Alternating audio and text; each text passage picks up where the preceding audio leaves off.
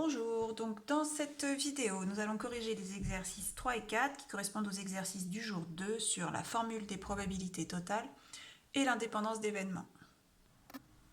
Alors, commençons donc avec l'exercice numéro 3.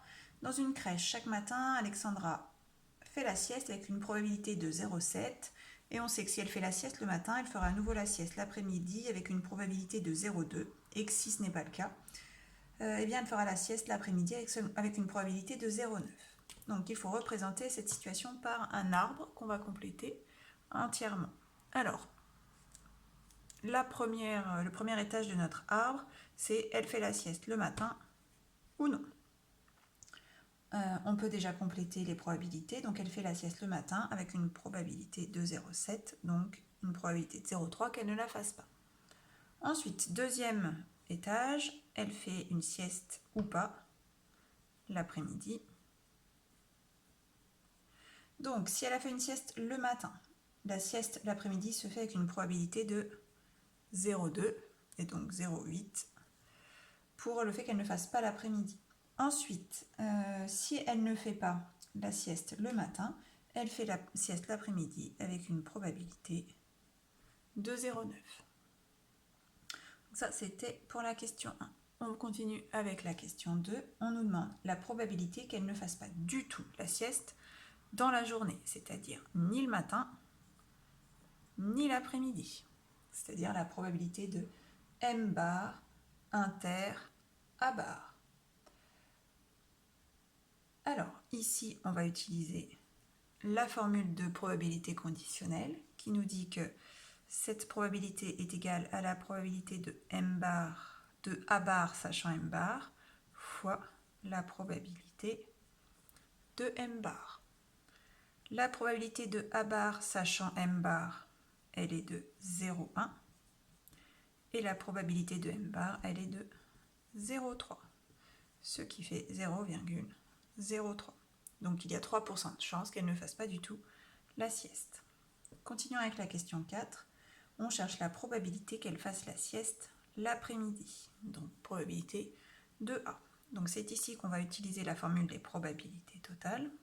Donc on a deux cas en fait. Elle fait la sieste l'après-midi et le matin. Et elle fait la sieste l'après-midi, mais pas le matin. Donc ce sont ces deux probabilités qu'on va devoir additionner.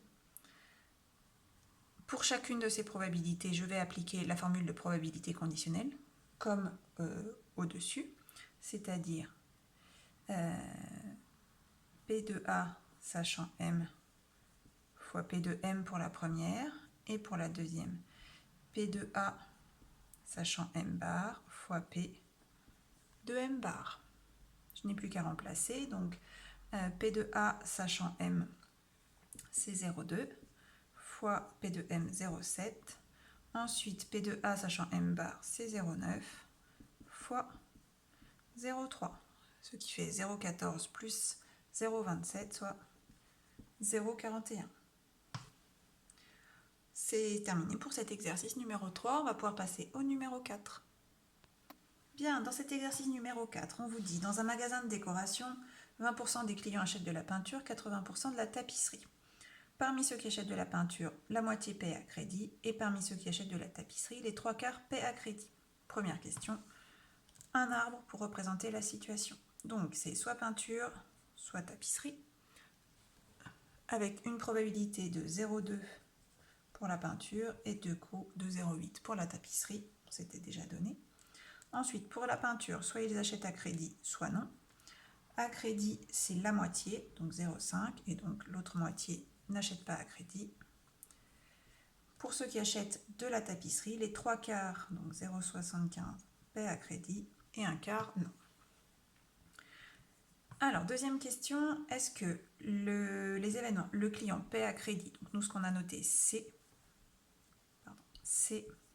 et le client achète de la peinture, sont-ils indépendants?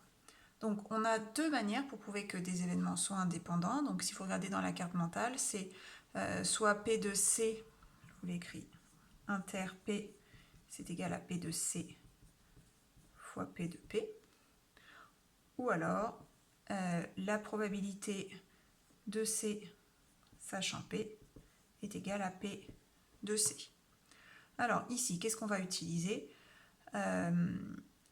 Plutôt la deuxième, puisque en fait, pour vérifier celle-ci, il faut qu'on calcule P de C inter P, qu'on n'a pas, et P de C, qu'on n'a pas non plus. P de P, je l'ai.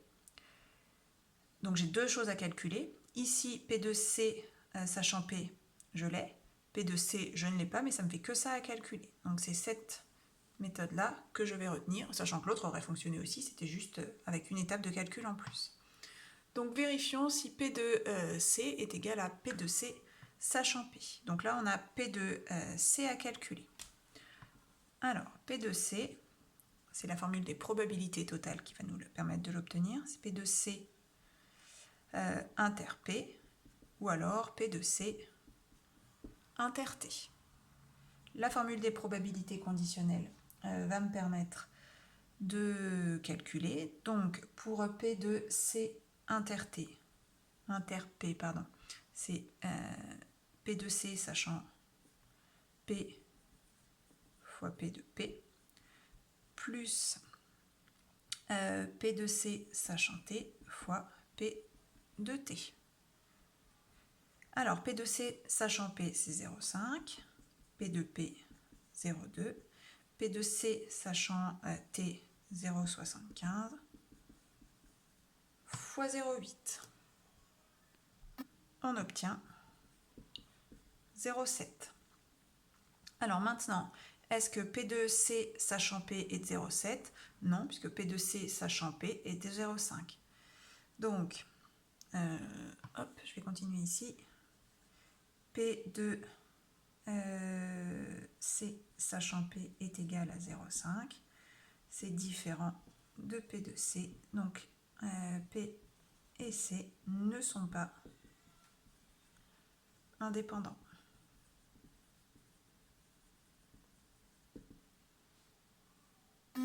Voilà pour cet exercice.